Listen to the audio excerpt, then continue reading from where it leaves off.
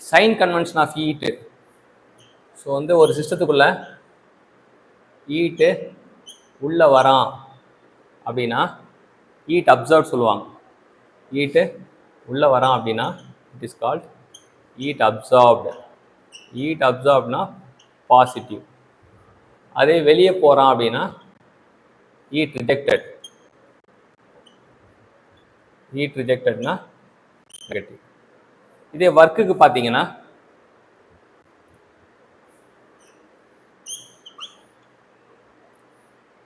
work absorbed,